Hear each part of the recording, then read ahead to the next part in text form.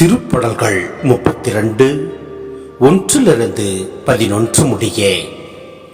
எவரது குற்றம் மன்னிக்கப்பட்டதோ, எவரது பாவம் மறைக்கப்பட்டதோ அவர் பேறு பெற்றவர். ஆண்டவர் எந்த மனிதரின் தீச்செயலை எண்ணவில்லையோ, எவரது மனதில் வஞ்சமில்லையோ அவர் பேறு பெற்றவர். என் பாவத்தை அறிக்கையிடாதவரை நாள் முழுவதும் நான் கதறி அழுததால் என் எலும்புகள் கழன்று போயின. ஏனெனில் இரவும் பகலும் கை எனக்கு எதிராக ஓங்கி நின்றது. கோடையின் வறட்சி போல என் வலிமை வறண்டு போயிற்று.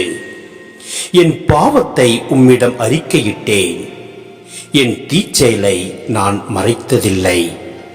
ஆண்டவரிடம் என் குற்றங்களை ஒப்புக்கொள்வேன் என்று சொன்னேன். நீரும் என் நெறிக்கெட்டையும் பாவத்தையும் போக்கினீர்.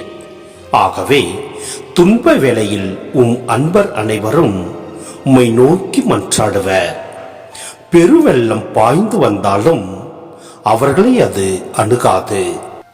நீரே எனக்கு புகலிடம், இன்னலென்று என்னை நீர் பாதுகாக்கின்றீர்.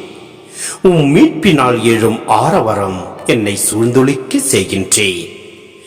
நான் உனக்கு அறிவு புகட்டுவேன், நீ நடக்க வேண்டிய வழியை உனக்கு காட்டுவேன். உன்னை கண்ணோக்கி உனக்கு அறிவுரை கூறுவேன். கடிவாளம் பூட்டி வாரினால் இழுத்தாலன்றி உன்னை பின்தொடர்ந்து வராத குதிரை போன்றோ கோவேறு கழுதை போன்றோ அறிவிலியாயிராதே. பொல்லாருக்கு வரும் துன்பங்கள் பல. ஆண்டவரில் நம்பிக்கை கொள்வோரை அவரது பேரன்பு சூழ்ந்து நிற்கும். நீதிமான்களே, ஆண்டவரை முன்னிட்டு அகமகிழுங்கள். நேரிய உள்ளத்தோரே, நீங்கள் அனைவரும் மகிழ்ந்து பாடுங்கள்.